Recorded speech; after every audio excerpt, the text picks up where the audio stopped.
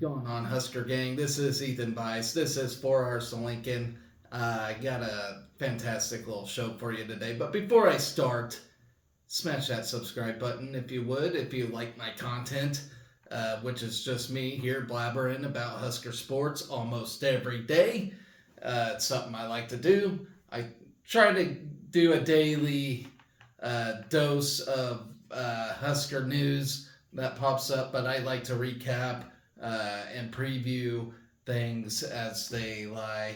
And right now, we ain't had nothing going on Monday and Tuesday besides Kelli Ann Strand competing at golf regionals for the ladies as an individual. And she had a strong opening day for golf. And then she just finished out day 2, and I will cover that as well. So let's get to it. She opened with a 2 under par 70 to put herself in the top 5 in the individual standings after the first 18 holes at the Kelli Ann Women's Golf Regional in Washington, and that was on Monday. She recorded 4 birdies and an eagle along with 9 pars while overcoming 4 bogeys to produce her 70 on the 6,306-yard layout of the Tumble Creek Golf Club at the Suncadia Resort in Kelli Ann. I don't know how you pronounce that, by the way. I never been there. I never even heard of Kelli Ann. All these other regionals or, cities I've heard of, but except for this one. But okay, she began the day with pars on number 1, number 2 before notching a birdie on the 320-yard par 4 third hole. She bogeyed at number 4, but after a par on number 5, she went back under par with her second birdie on the front 9 on the 370-yard par 4 sixth hole. A bogey on number 7 put her back at even before a birdie on number 8 and a par on number 9 allowed her to take the turn to the back at 35. Bogeys on number 10 and 13 around pars on number 11 and 12 put her above par for the first time on Monday, but she quickly rallied for a birdie on the par 5 528-yard 14th hole to get back to even. She followed with pars on number 15, 16, and 17 before unleashing an eagle on the par 5 485-yard 18th hole to close out her round in a 5-way tie for 5th among the 66 golfers in the regional field. Dukes and Chen carded Monday's top individual round at the NCAA Regional with a 67, which was 5 under par. That featured 6 birdies and 11 pars against just 1 bogey. Paula Martin Samprito from Stanford and Lily Hurst from Kansas sit just 1 shot back of Chen at 68, while Virginia's Celeste Valenjo put up a 69. Nice to sit alone in 4th. Strand joins Beth Coulter, Andy Avery, Kelly Zhu, and Phoebe Brinker in a tie for 5th, 2 strokes ahead of 6 golfers tied for 10th at even par of 72. Strand's 70 was the best round among the 6 individuals on non-qualifying regional teams in the Kelli Ann.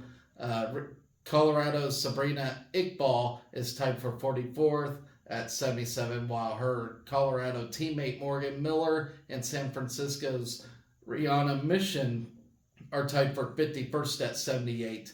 New Mexico State's Emma Bunch, who was the top seed among the individuals in the Kelli Ann Regional, is tied for 57th at 79, while Washington State's Madeline Gamble rounded out the individuals with an 80 and a tie for 60th. Duke put together Monday's best team round with a 282, while Stanford sits 2 strokes back at 284. Arizona State fired an even par 288, while Virginia rounds out the top 4 at 289. And of course, action resumed today, and I will get to that. Not in fine detail as I did day 1. I apologize for that, as Kelli Ann Strand did just finish up, uh, and I had to work all day, so I didn't really get to watch everything. But let's see here. I'm pulling it up right now. So today, not as fine as around. In fact, it it was completely opposite. She does still though sit in a tie for 22nd and is still in good shape to move on to the NCAAs. She just got to fire a decent round tomorrow, I do believe. But let's see. First hole, she bogeyed. She in fact today she only got one birdie. That was on the 14th hole. But man, multiple bogeys down the board. 1, 2, 3, 4, 5, 6, 8 bogeys today. So she just did not have as good of a day at all. She fired a 79 today, which is totally opposite of day one from the Saints. Sometimes you just have bad days of golf, and maybe that'll be her bad day, and she'll come back and have a great round tomorrow. So we can hope for that. As far as individuals go in this regional, she is ahead of Emma Bunch. Emma Bunch is 8 over par today. Kelli Ann Strand shot over 5 today. Let's see. Yeah, Emma. It looks like Emma Bunch will be the second best individual in this regional, as she's sitting at 152 total. As Kelli Ann Strand. Oh no, I apologize, folks. Sabrina Iqbal from Colorado. I didn't see it till just now. She shot 5 over today. So they are both deadlocked at 149 as of right now. So she's got to obviously shoot a lot better than Sabrina Iqbal tomorrow if she chooses to advance. So that is the situation in golf right now for women's golf for this NCAA regional. Gotta have a solid day 3 tomorrow to advance to the NCAAs. All right, so let's move on, ladies and gentlemen. All right, so I got other news for you before I get to the bat sports. Sydney Gray was named the final Big Ten Player of the Week in the 2024 season, which was on Monday. She was honored for the 3rd time this season, as she tied for the most Player of the Week awards in a season in Big Ten history. So that's really cool. Gray is just the 8th player in Big Ten history to be named the Big Ten Player of the Week 3 times in one season. She is only a 3rd player to win the award 3 times in a season since the Big Ten expanded to 12, beginning with the 2012 season. Gray is a 4-time Big Ten Player of the Week in her career, which ties for the 10th most awards in conference history. A native from Tucson, Arizona, she was honored after an outstanding series at Minnesota last weekend when she helped the Huskers to a 2-1 series victory with a top 4 conference finish. Gray went 6 for 11 in the 3-game series with 2 home runs and 7 RBIs. She had at least 2 hits, 1 run, and 1 RBI in each game of the series. In one game, Gray homered as part of a 2 for 4 day in Nebraska's 7-6 come from behind victory. The next day, Gray hit the go-ahead 3-run homer and another comeback win and finished 2 for 3 with 5 RBIs in the series finale. Gray went 2 for 4 with a run and an RBI. Led by Gray, Nebraska took home 5 Player of the Week awards in 13 weeks this season. While Gray was a 3-time winner of the award, Billy Andrews was named Big Ten Player of the Week twice. Joining Gray as a weekly award winners for the final week of the regular season were Michigan State's Liv Gray. She was the Pitcher of the Week, and Northwestern's Emma Ray, who was the Freshman of the Week. All right, moving on to Jackson Brockett, because we just can't get enough of that shutout that he performed against K-State. what was it, a week from today. Just amazing. But he has been named the Big Ten Pitcher of the Week and earned Pitcher of the Week recognition on the national level by D1 Baseball and Perfect Game on Monday afternoon. As y'all know, he tossed the sixth individual no-hitter in program history and the first 9-inning no-hitter since 1954 in Nebraska's 8-0 win against K-State last week. In his first start of the season, he posted a career high of 12 strikeouts on 107 pitches, which is the most punch-outs by a Husker pitcher this season. He issued 2 walks and had one K-State hitter reach on an error while facing 2 batters over the 9-inning minimum. It marked Nebraska's first individual no-hitter since 1981 when Anthony Kelly didn't allow a hit over 7 innings against OU. It was the second ever 9-inning individual no-hitter, joining Richard Gayer's no-hitter in 1954 against KU. And by the way, them two actually got to meet up and talk, which is really cool. Really a cool moment in Husker history to see them two actually meet up and talk and just talk about life and stuff. I think that's really awesome. Shows how close the University of Nebraska is as a unit, just a family atmosphere, just great stuff.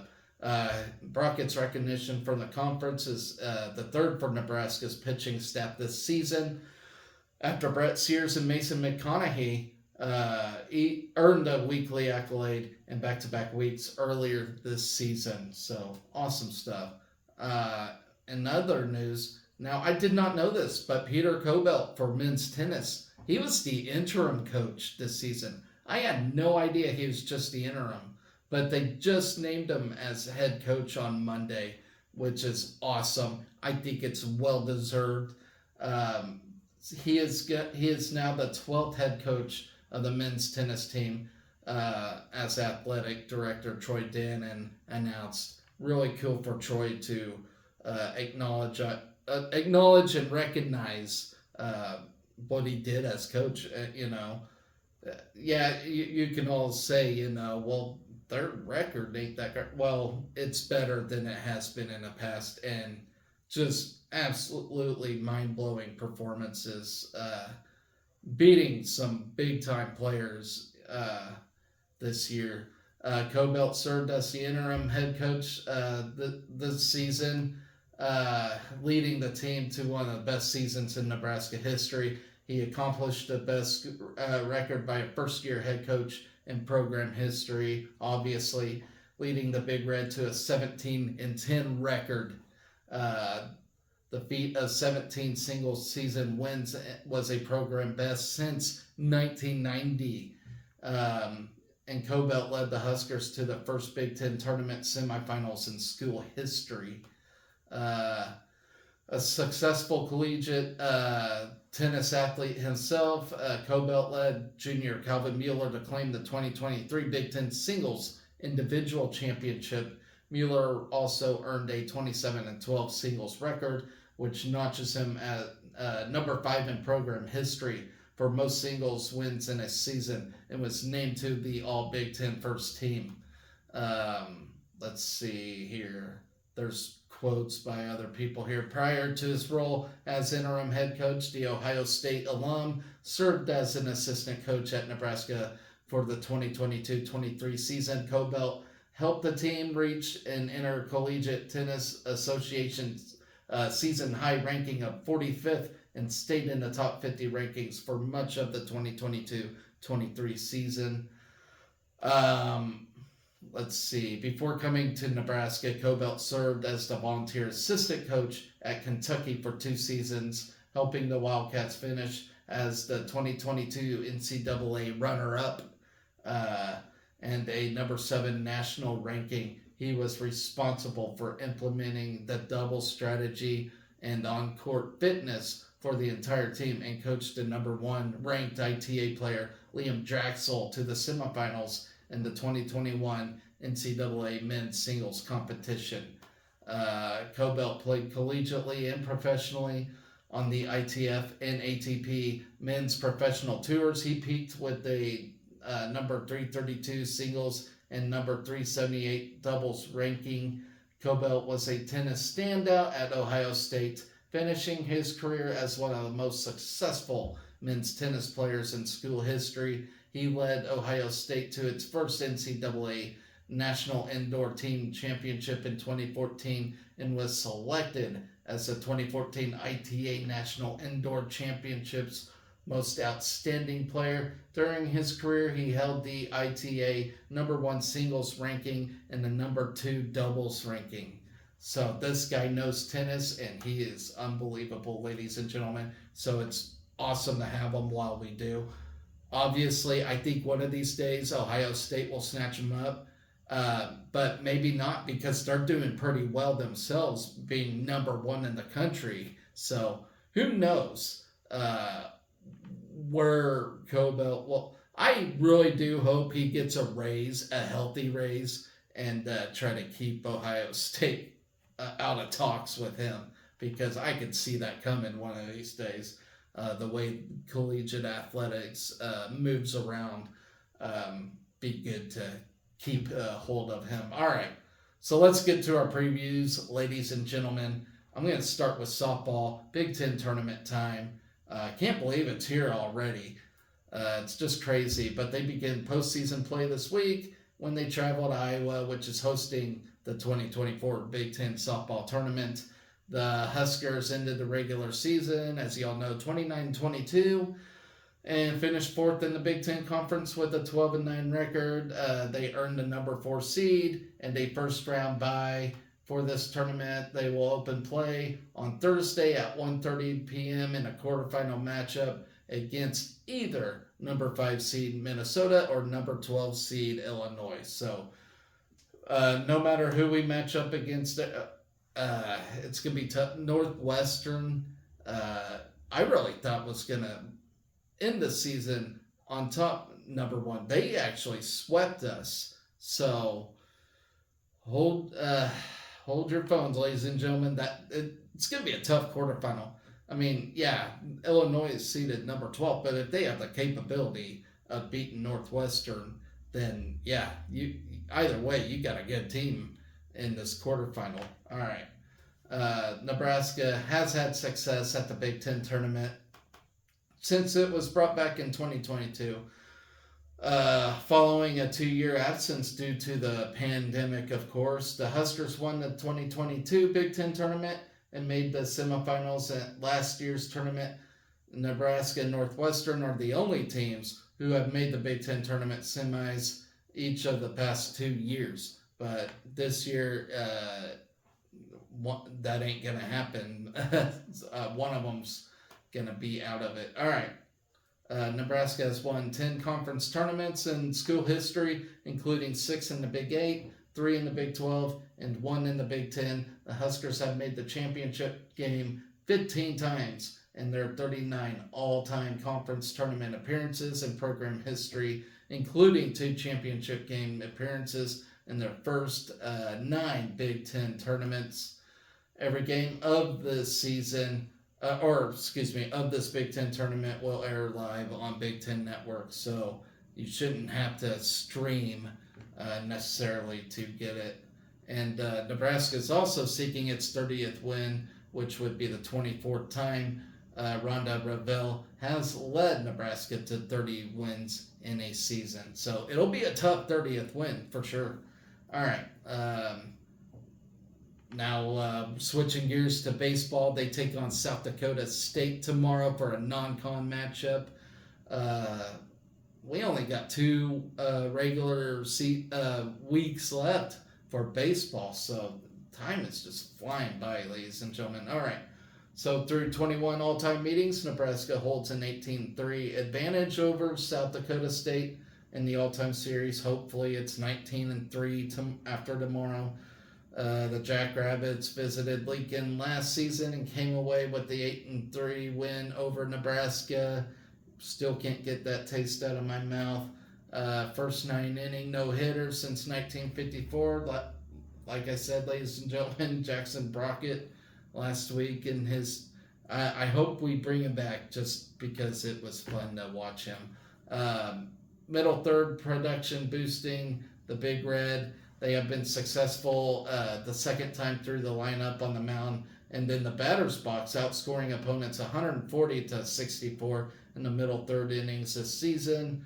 The Huskers hold a 52 and 17 advantage in the fourth inning, while outscoring opponents 43 to 18 in the fifth inning and 45 to 29 in the sixth innings. The Husker offense is hitting 318 at the plate with 71 extra base hits and 131 RBIs in the fourth through six innings, while the Nebraska pitching staff is limiting opponents to a 235 hitting clip and a 384 ERA in the middle third innings. I